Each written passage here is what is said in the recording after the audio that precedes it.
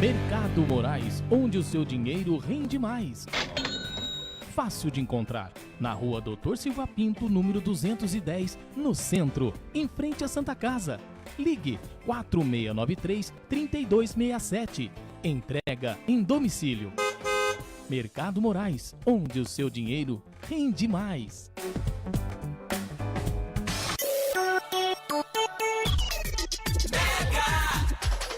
Anda logo, filha, senão vamos perder a hora da escola.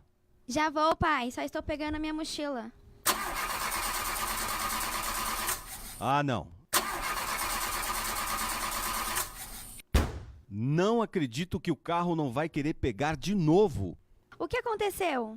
Só pode ser a gasolina daquele posto. Ê, pai. Tem que abastecer só nos postos BR ou vai ter que começar a me levar para a escola de bicicleta. São 3 postos da rede Petrobras em Guararema. No bairro Ipiranga, o alto posto Reino Sol está localizado na Avenida Antônio Teixeira Muniz, número 1810. No Itapema, você encontra o alto posto Porta do Sol, na Avenida Doutor Ademar de Barros, número 662. E no centro está o alto posto Manhãs do Sol, na Rua Marcondes Flores, número 500. Rede Petrobras. Além da honestidade e tecnologia, o prazer de bem servir.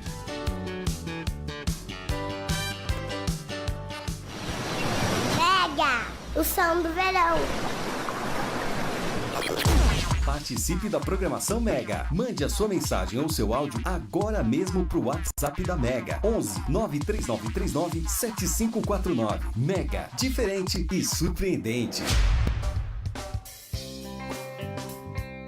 Começa agora na Mega FM o programa Espertos como Serpentes. Com a apresentação de José Freire, fatos do cotidiano, variedades e conselhos para o público jovem, você acompanha aqui.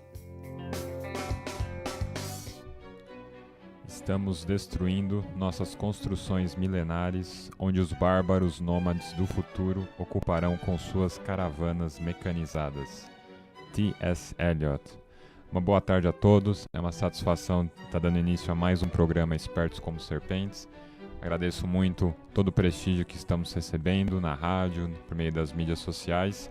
Nós, toda a equipe da Mega, estamos muito felizes com o apoio de vocês e sempre ficamos à disposição. Tem algum tipo de dúvida, crítica, sugestão para programa também, seria uma coisa bem bacana. Sintam-se livres para encaminhar qualquer tipo de sugestão que vocês talvez tenham. Então, dando início a mais um programa hoje, semana passada nós analisamos 2 longa-metragens da Disney, chamado Alô Amigos e Os Três Cavaleiros. E eu falei para vocês que agora a gente ia entrar num ciclo mais de analisar fenômenos culturais, especialmente o estado da cultura brasileira no qual ela se encontra neste momento. E como que historicamente ela acabou chegando a esse ponto. Então, para que a gente comece a analisar um pouco mais, eu trouxe aqui um livro que vai nos ajudar bastante hoje no programa. É esse livro aqui chamado A Invasão Vertical dos Bárbaros, escrito pelo filósofo brasileiro Mário Ferreira dos Santos, editado pela editora Realizações. É um excelente livro, recomendo a leitura. Então, antes de falar propriamente do tema do livro e como que ele está relacionado com o tema do programa, gostaria de dar uma breve biografia para vocês desse filósofo brasileiro Mário Ferreira dos Santos, que infelizmente não é conhecido pela maioria dos brasileiros, acredito eu. Então, quem foi Mário Ferreira dos Santos? Mário Ferreira dos Santos foi um filósofo, foi dono de editora e um apaixonado por futebol, que nasceu em 1907 na cidade de Tietê, no estado de São Paulo, mas que passou a maior parte da sua infância em Pelotas, no Rio Grande do Sul. Na época de faculdade, ele se mudou para Porto Alegre, onde cursou Direito e Ciências Sociais pela Universidade de Porto Alegre. Depois da graduação, ele retornou a São Paulo, onde ele fundou 2 editoras, a editora Logos e a editora Matese. É muito interessante porque muitas pessoas tendem a pensar num filósofo como uma pessoa descolada da realidade, com a cabeça na lua, né? Diferente era o Mário Ferreira dos Santos. Ele fundou essas 2 editoras e a maneira como ele vendia os seus livros era de porta em porta. E como eu disse, ele era um grande amante de futebol, não perdia uma partida sequer. E foi uma pessoa, uma mente brilhante com um conhecimento enciclopédico, pode-se dizer. Ele foi responsável por organizar uma enciclopédia de filosofia com 45 volumes, o que mostra um repertório cultural e filosófico riquíssimo e uma disposição para o trabalho sem precedentes na história, não? E ele ficou muito famoso na época porque ele tinha essa força intelectual que era marcante em sua personalidade, e isso fazia com que ele sobrepujasse muitos de seus debatedores quando ele participava de debates, né? Então, você tem um pensador brasileiro consagrado, Caio Prado Júnior, e num determinado momento os dois estavam debatendo. Caio Prado Júnior fez a sua exposição, e após o fim da exposição do Caio Prado, o mediador passou a palavra para o Mário Ferreira dos Santos, e não se sabe exatamente o que ele disse, mas foi algo mais ou menos nessas linhas. Me desculpe, mas creio que o comunismo tem elementos mais fortes que esse que expôs. Vou refazer essa exposição e assim depois farei a minha. Aqui está presente o secretário do Partido Comunista e ele poderá averiguar se errarei em algo. Então, o que o Mário Ferreira dos Santos fez? Ele refez a exposição do Caio Prado, e a exposição dele foi tão eloquente que as pessoas que estavam na plateia pensaram que ele tinha se tornado comunista. Mas logo após essa exposição, ele fez a própria exposição desconstruindo tudo aquilo que ele havia dito anteriormente. Então, essa é uma maneira de você sobrepujar realmente o seu adversário. Você mostra que você sabe mais do que ele naquele tema em que o seu adversário é supostamente o especialista, e ainda assim você desconstrói toda aquela argumentação. Essa era o tipo de marca deixada pelo Mário Ferreira dos Santos. Esse é um dos episódios mais marcantes da sua história, mas certamente não foi o único, mas provavelmente é o mais emblemático. E dentro dessa obra vastíssima dele, primeiro de tudo, não vou conseguir fazer justiça ao intelecto e à obra monumental dele, porque eu tenho as minhas limitações aqui, obviamente, tanto do ponto de vista intelectual, como do tempo que eu tenho para preparar todos esses programas e analisar essas obras, né? Então, eu vou começar fazendo uma breve introdução deste livro aqui, A Invasão Vertical dos Bárbaros, que foi publicado em 1967. E o que o Mário Ferreira dos Santos quis com esse livro? Na verdade, esse livro é um tipo de manifesto. E como todo manifesto, ele tem uma certa urgência e a necessidade de passar uma mensagem. Qual que era, em síntese, a mensagem que o Mário Ferreira dos Santos queria passar? Que já na década de 60, a cultura brasileira tinha sido vilipendiada e o nível cultural estava caindo de maneira muito rápida, e aquilo estava deixando o Mário Ferreira dos Santos assustado, e esse livro foi justamente uma maneira de alertar os brasileiros de que a cultura deles estava sendo alvo de ataques. Mas por que e por quem que a cultura estava sendo atacada? Para a gente responder essa pergunta, a gente tem que analisar o título do livro, A Invasão Vertical dos Bárbaros. Primeiro de tudo, quem é um bárbaro? Historicamente, o bárbaro era um termo usado para designar todo aquele que era estrangeiro, tanto pelos gregos como pelos romanos. Então, todo aquele que vivia fora da jurisdição, no caso do Império Romano, que não falava latim ou grego, era considerado um bárbaro. Agora, com o tempo, essa palavra acabou adquirindo uma conotação, um significado diferente, e passou a designar todo aquele que não era culto, que não era civilizado. O que eu entendo aqui por civilizado? Não está claramente exposto na obra do Mário Ferreira, mas a gente consegue deduzir isso com base nos argumentos que ele expõe. Uma pessoa ser civilizada está ligada com a sua capacidade de resolver conflitos por meio do diálogo e não por meio da força. É uma pessoa que consegue manter um equilíbrio entre mente e corpo. Então, é uma pessoa que não valoriza demasiadamente a a mente, o intelecto, nem o corpo. Então, é aquela famosa máxima grega, corpo são, mente sã. É aquela pessoa que consegue estabelecer um equilíbrio entre o desenvolvimento do intelecto e do corpo. E uma pessoa culta, a gente conhece uma pessoa culta civilizada, por meio das obras, dos frutos que ela produz. Então, toda árvore, a gente conhece uma árvore pelos seus frutos. Não é possível uma árvore que dá frutos bons ser má. Então, uma pessoa culta, uma pessoa civilizada, ela acaba gerando algum tipo de fruto. Em geral, esse fruto é um filme, uma produção literária, algum tipo de produção cultural de alto nível, boa educação, trabalho, etc. Esses 3 critérios podem nos ajudar a definir o que é um sujeito civilizado. Mas o Mário Ferreira não está falando aqui de uma pessoa civilizada, mas sim justamente de um bárbaro, ou seja, uma pessoa que não tem essas características inatas, inerentes à sua personalidade. Agora, o que ele quer dizer com invasão? Invasão seria qualquer tipo de penetração num determinado lugar por meio da força, uma ocupação por meio da força. E muitos aqui, todos nós estamos bem familiarizados com a ideia de uma invasão vertical.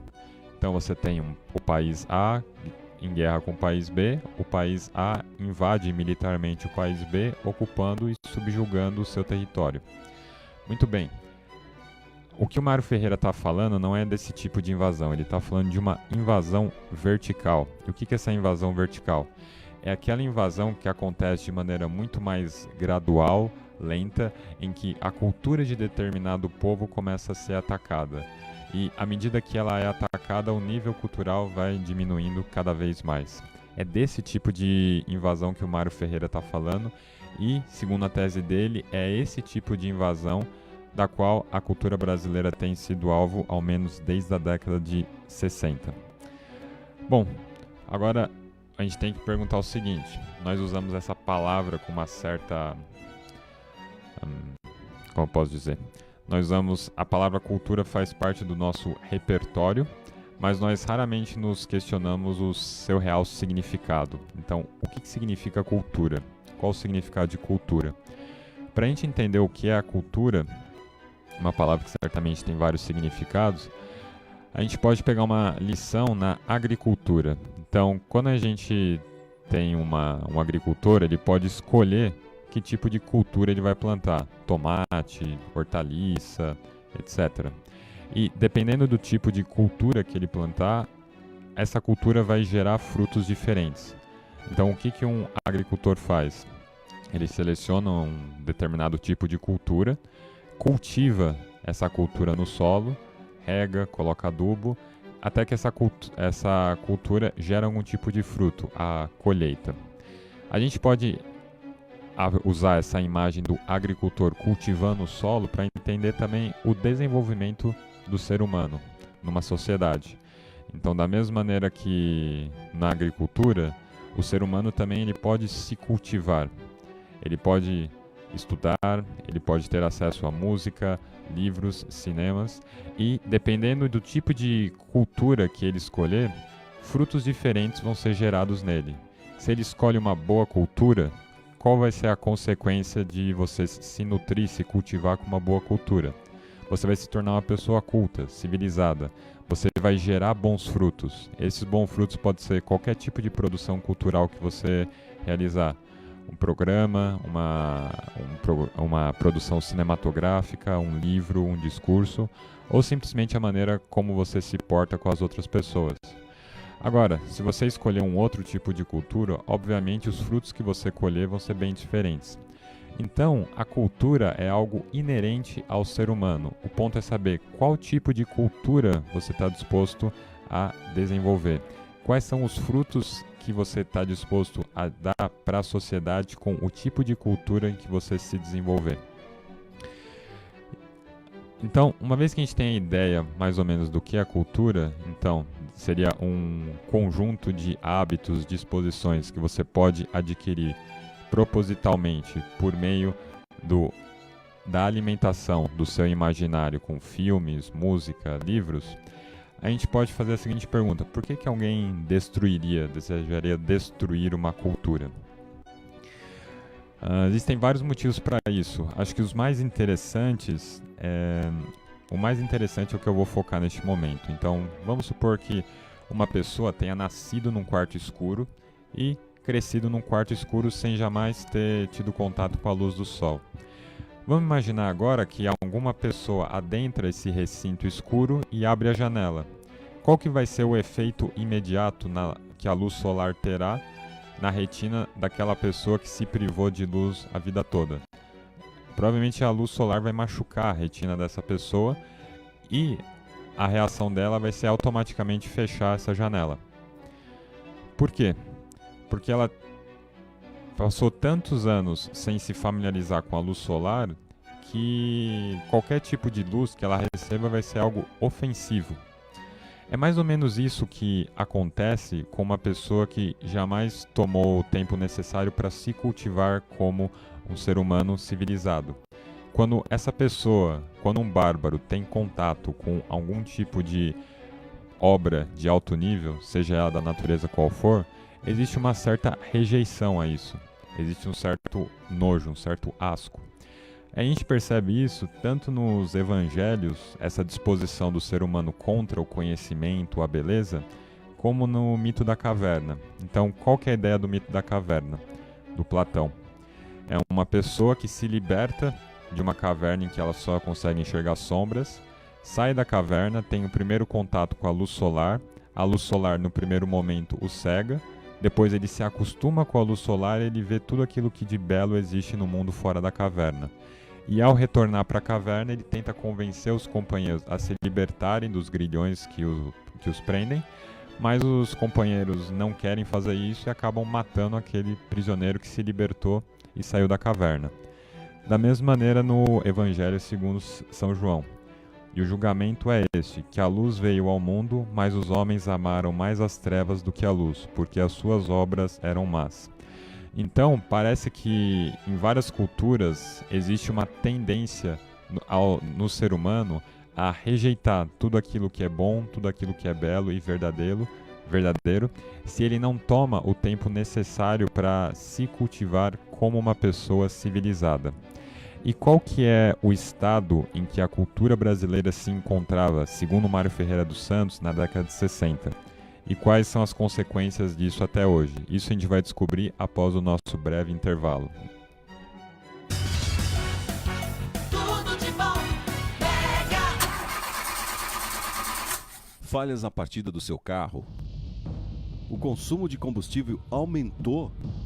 Danos no filtro de combustível, nas velas e bomba do motor? Perda de potência? Xiii! Acho que está na hora de abastecer em um local de confiança, hein? Vá até os postos da rede Petrobras em Guararema. Neles, você encontra combustível com qualidade garantida, além da maior linha de óleos, filtros e aditivos da cidade. E pode confiar, lá não entra gasolina formulada. São 3 postos de confiança na cidade.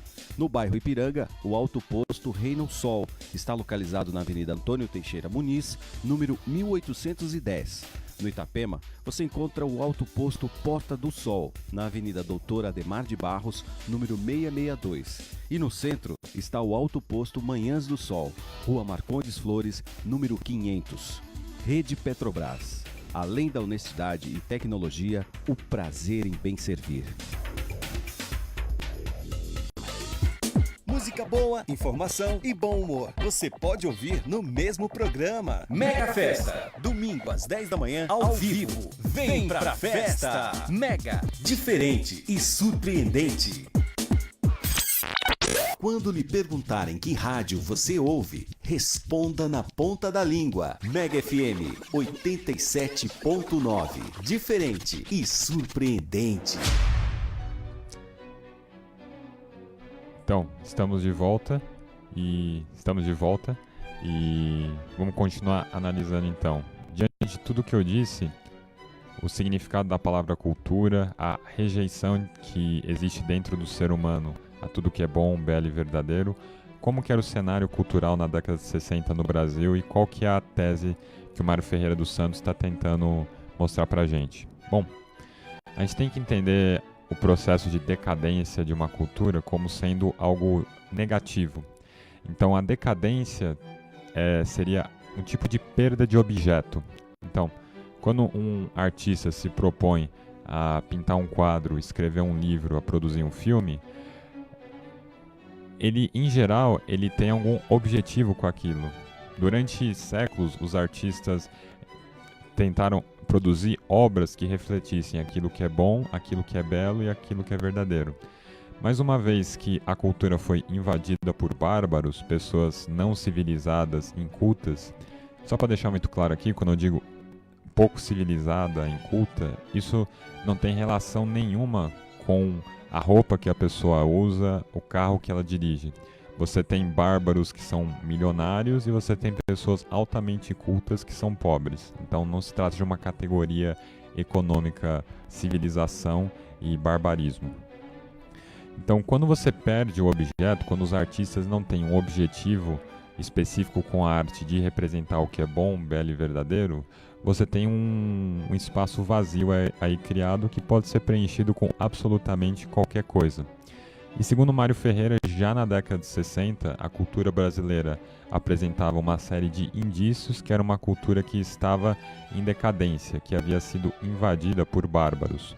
E durante o livro ele vai discorrer sobre vários desses indícios, analisar as consequências econômicas, políticas, sociológicas disso, e eu trouxe aqui alguns dos indícios para a gente pontuar e se questionar. Em que medida que esse processo que se iniciou na década de 60, ele foi atenuado ou impulsionado hoje em dia? Então, uma das coisas que o Mário Ferreira fala é que um indício de que uma cultura foi invadida por bárbaros é que você começa a ter uma romantização do crime e do criminoso. Então vamos pensar a maneira como muitas pessoas assistem a série Narcos no Netflix e começam a ter uma fixação doentia pela figura do Pablo Escobar. Como que muitos criminosos acabam sendo objeto de quase devoção pela mídia, e você tem artistas de Hollywood que entrevistam ex-criminosos, você tem séries de TV que se constroem em torno disso, e o criminoso muitas vezes passa a ser visto como uma vítima. Então ele se tornou criminoso por conta das circunstâncias nas quais ele se encontrava. Você tem uma diminuição da culpa do criminoso e em certos casos ele passa a ser visto como um herói nacional, alguma pessoa a ser imitada. Isso é uma realidade que permanece ou se alterou depois de 50 anos? Um outro indício de que uma cultura foi dominada por bárbaros é que é uma cultura que valoriza a sensualidade e a transmissão dessa sensualidade por meio de imagens e sons. Nós podemos nos questionar quais são as músicas que nós estamos ouvindo e o que as letras estão transmitindo. Mas independentemente das letras, a gente tem que tomar cuidado com o próprio som que nós estamos ouvindo. Por quê?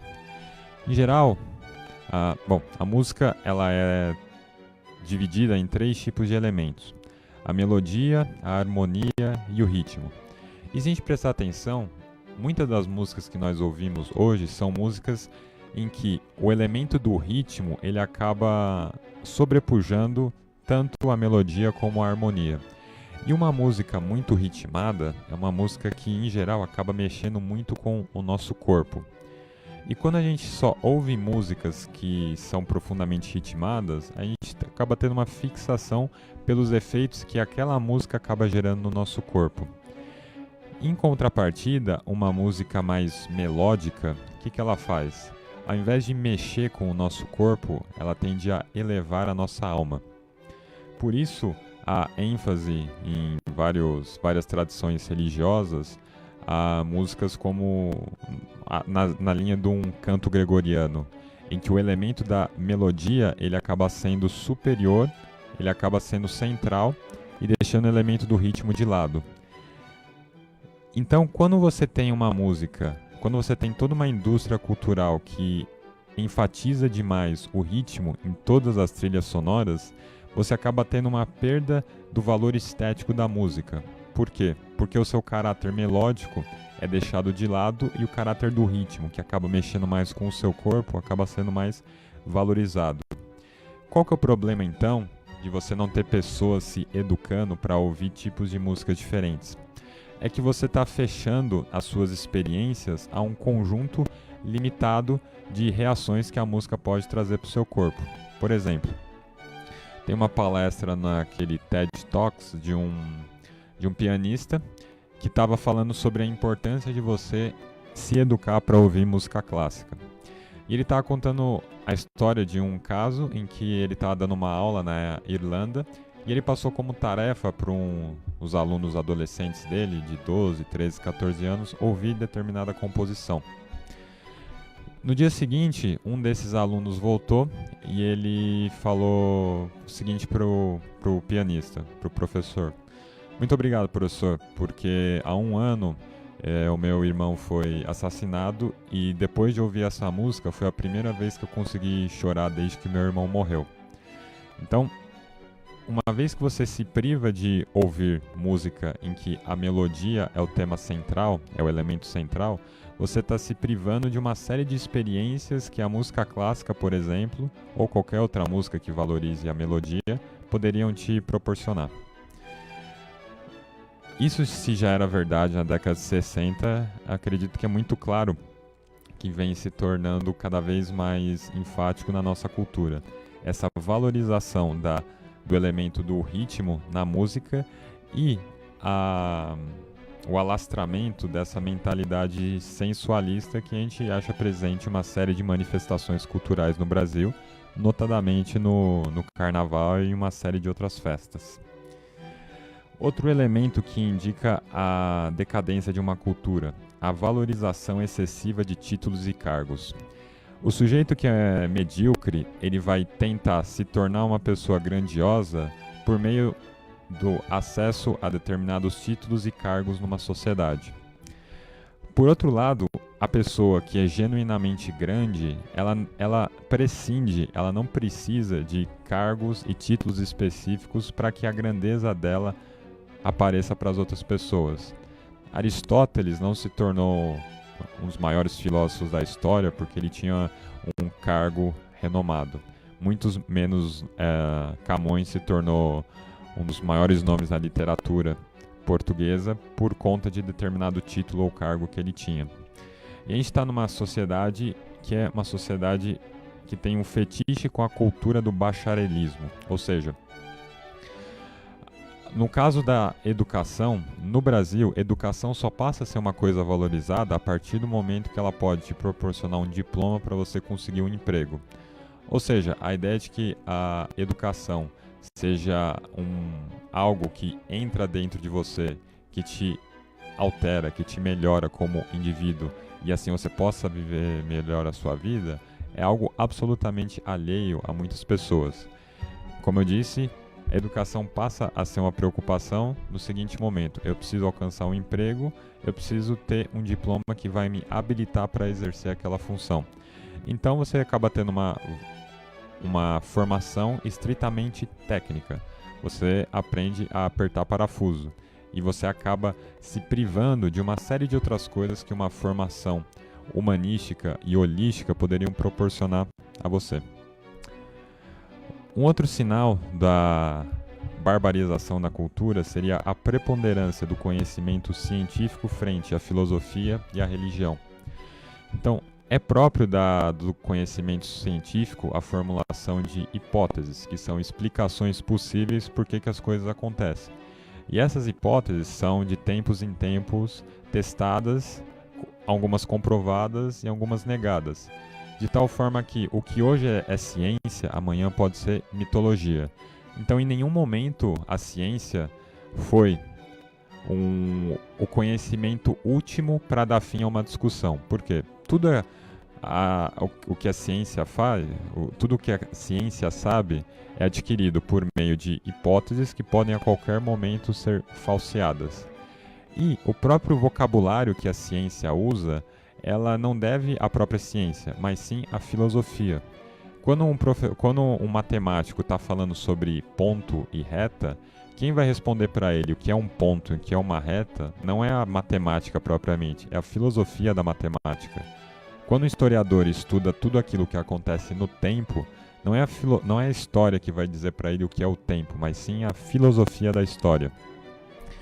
E com relação à religião, bom, num programa anterior eu já disse, né, que fé e razão são como as duas asas de um pássaro. Se você corta a asa da razão, o pássaro não consegue voar.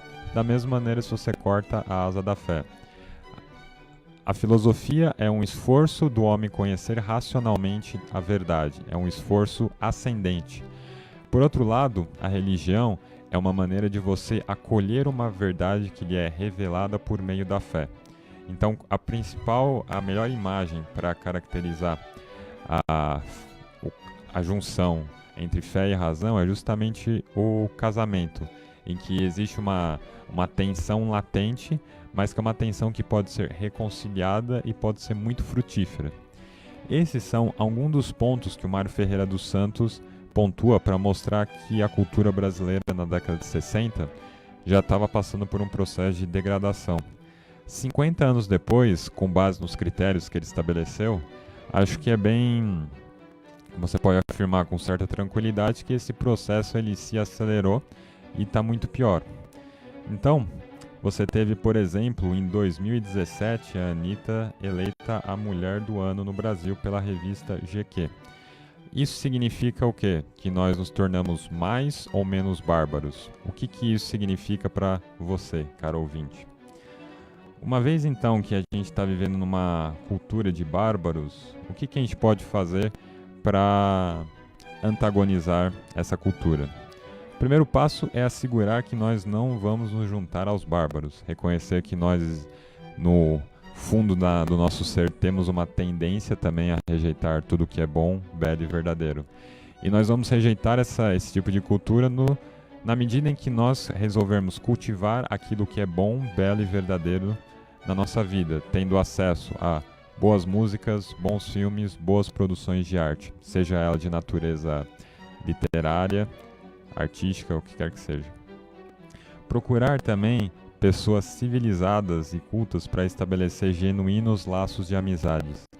Idem vele, idem nole. São Tomás de Aquino já falava que amigo é aquele que quer e rejeita as mesmas coisas.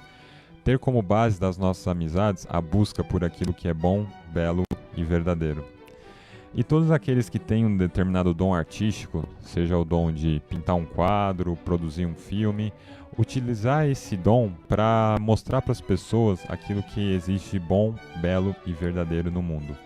Essas são as únicas maneiras da gente antagonizar uma cultura que se torna bárbara numa velocidade assustadora. A gente tem que ter em mente também que toda sociedade que é resgatada do barbarismo, isso acontece por meio de um grupo pequeno de pessoas determinadas a elevar a condição cultural daquela sociedade. A gente tem, por exemplo, na Europa, após a queda do Império Romano, o trabalho belíssimo realizado pelas ordens religiosas para manter aquela cultura greco-romana, traduzi-la, torná-la mais acessível para as outras pessoas e preservar todo aquele patrimônio cultural greco-romano que acabou sendo depois fundido com a cultura e com a espiritualidade cristã, que deu ensejo à Europa que nós conhecemos até 200, 300 anos e, em parte, do próprio país em que nós habitamos. A gente nunca deve pensar que nós somos poucos demais diante de uma estrutura que é deturpada, corrupta. É muito fácil a gente cair num pessimismo. Mas é importante notar que muitas vezes uma pessoa só é capaz de mudar o rumo da história.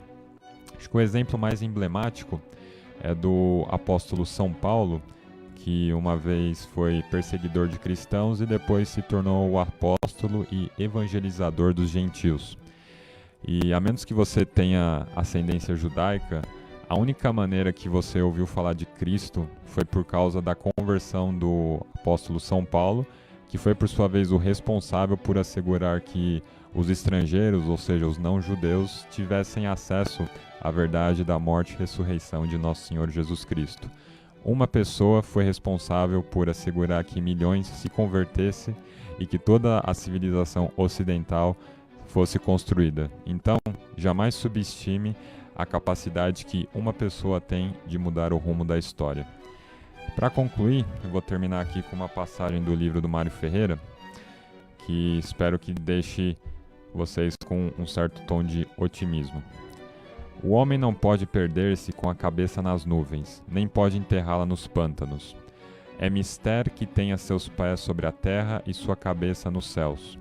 Esse é o verdadeiro sentido de que a própria figura ereta do homem é o melhor símbolo, dentro da nossa cultura, que é genuinamente cristã, porque os seus alicerces, os seus fundamentos, a sua espinha dorsal são cristãos e tendem tanto para um lado como para o outro. Ao se afastar do verdadeiro cristianismo, contribui-se para a dissolução do nosso ciclo cultural. Então, numa época de invasão vertical dos bárbaros, precisamos proteger aquilo que há de genuinamente bom, belo e verdadeiro em nossa cultura e resgatar aquilo que se perdeu na história. Meu nome é José Freire Nunes, sou apresentador do programa Espertos como Serpentes. Tenha um excelente final de semana. Até semana que vem. Abraço.